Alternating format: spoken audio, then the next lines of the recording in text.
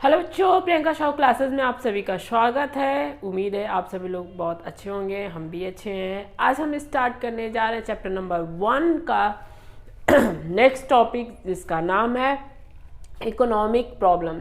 ठीक है, economics problem क्या होती हैं? इकोनॉमिक्स प्रॉब्लम में जैसे कि आपका जो अल्टरनेटिव यूजेज होती है, ह्यूमन वांट्स होते हैं, उनकी क्या होती है, जो डिमांड होती है ज़्यादा होती है, रिसोर्स कम होता है, इसकी वजह से हमारे इकोनॉमिक्स में क्या होती है, प्रॉब्लम्स होती हैं। ठीक है, आइए हम देखते हैं economics problem. Economic problem is a problem of choice involving satisfaction of unlimited wants out of limited resources having alternative uses। यहाँ पे क्या है, अनलिमिटेड वांट्स है। ठीक है, हमारे जो वांट्स है वो अनलिमिटेड है और हमारे रिसोर्स जो है वो लिमिटेड है। तो इसके वजह से क्या होता है, इकोनॉमिक्स प्रॉब्लम होती है। और जो रिसोर्सेज हैं उनके अल्टरनेटिव यूजेज होते हैं। जैसे पेट्रोल ले लो, उसको हम कई तरीके से कई चीज़ों में उपयोग करते हैं, व्हीकल्स में भी करते हैं, जनरेटर में भी करते हैं, मशीन में भी करते हैं। अब हम देखते हैं रीजन फॉर इकोनॉमिक्स प्रॉब्लम, क्या कारण है। ठीक है, इकोनॉमिक्स प्रॉब्लम के कारण क्या है? स्कार्सिटी ऑफ रिसोर्सेज की कमी की वजह से क्या होता है, हमारे इकोनॉमिक में प्रॉब्लम आती हैं।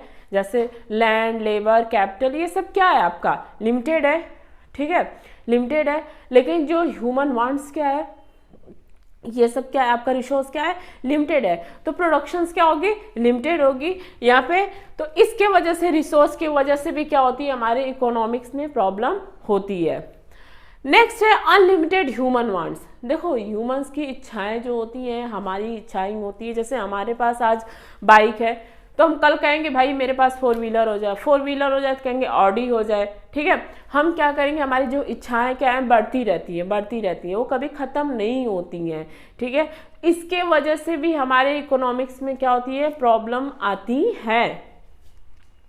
अल्टरनेट यूजेस में क्या है कि जो आपका प्रोडक्ट है उसको आप एक जगह नहीं कई जगह उपयोग कर रहे हो। जैसे आपका, फिर से हम एग्जाम्पल लेते हैं पेट्रोल का।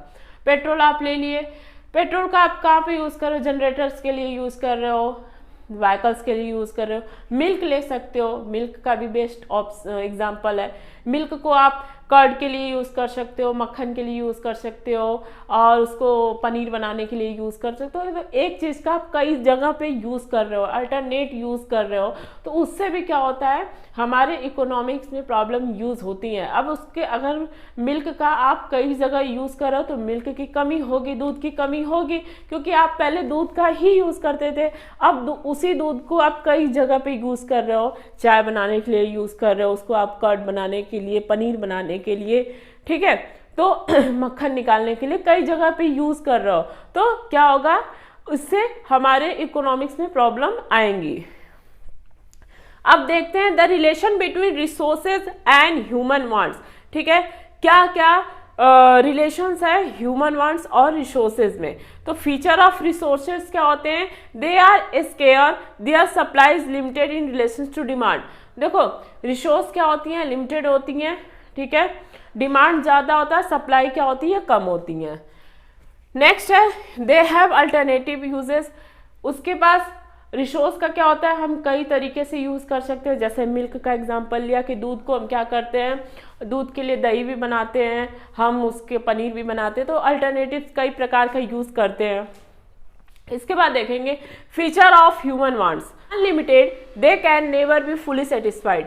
ये क्या होती है, ह्यूमन वांट्स जो होती हैं अनलिमिटेड होती हैं, ये कभी भी सेटिस्फाइड नहीं हो सकता। द डिफरिंग प्रायोरिटीज, हर इंसान का अपना अपना क्या होता है, अलग अलग प्रायोरिटीज होता है। कौन किसको किस चीज़ को प्रेफर कर, हर चीज़ के लिए हर इंसान का अलग अलग प्रायोरिटीज होती है।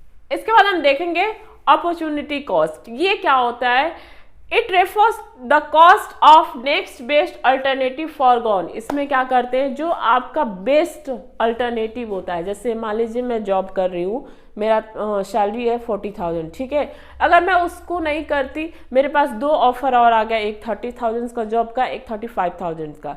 मान लो कि मुझे 40,000 का जॉब नहीं करना है, तो हम कौन से ऑप्शन को चुनेंगे, ठीक है, बेस्ट अल्टरनेटिव जो कर रहे हैं उसके बाद हम कौन सा, अगर इसको नहीं करेंगे तो अगले वाले कौन से बेस्ट को हम चुनेंगे, उसको हम कहते हैं अपॉर्चुनिटी कॉस्ट। ठीक है, तो हम 35,000 की जॉब को चुनेंगे तो उसको हम क्या कहेंगे, अपॉर्चुनिटी कॉस्ट बेस्ड।